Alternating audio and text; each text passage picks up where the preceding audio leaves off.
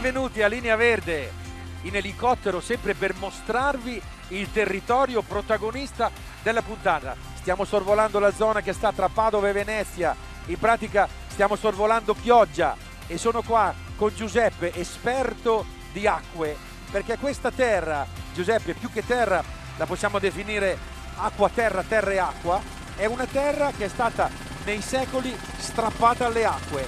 Come si è formata? Si è formata perché i fiumi qui hanno depositato molti sedimenti, tutti i fiumi principali, l'Adige, il Po, il Brenta e altri fiumi, e hanno formato uno strato alluvionale molto bello e molto interessante dal punto di vista agricolo e per l'utilizzo umano.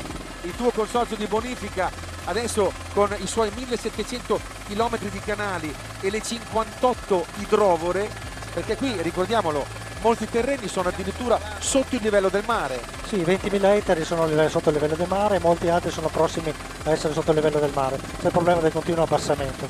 Il problema è che se il mare si innalza si creano fenomeni molto particolari e molto negativi, per esempio la famosa intrusione salina. Sì, qui ci sono i fiumi, il Po, ci sono vicino l'Adige e gli altri fiumi. L'innalzamento del mare e le grandi magre che ci sono a causa del cambiamento climatico, piove meno in certi periodi molto lunghi, il mare rientra per decine di chilometri lungo i fiumi come fossero fiordi. E quindi inquina le falde e quindi brucia a volte dei terreni dedicati invece all'agricoltura. Sì, perché loro avvenano le falde di acqua salata e si sostituisce l'acqua salata all'acqua dolce delle falde superficiali. Ma poi c'è un altro fenomeno, questo me lo devi spiegare, si chiama subsidenza delle torbe. Cominciamo con lo spiegare esattamente cosa sono le torbe. Sono tutte le antiche paludi che sono rimaste in queste zone incastrate fra i fiumi per migliaia e migliaia di anni. Sono decine di migliaia di ettari di antiche paludi di canneti che ogni anno si depositavano formando strati di molti metri di canneti che sono rimaste sott'acqua fino alla bonifica.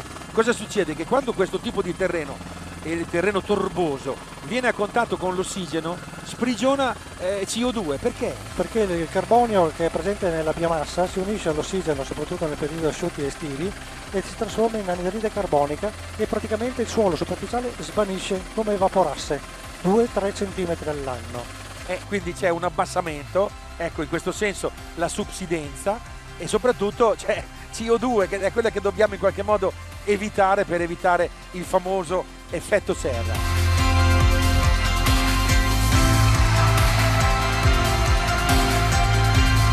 Io invece volevo introdurre il tema della puntata.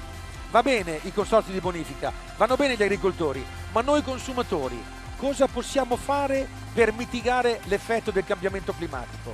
Possiamo fare alcune cose, possiamo farle nel nostro interesse e anche a questo punto nell'interesse del pianeta. Io tra poco, dopo che Daniela vi avrà parlato di fitodepurazione, atterrerò a Padova al mercato ortofrutticolo e lì cercherò di rispondere a questa domanda.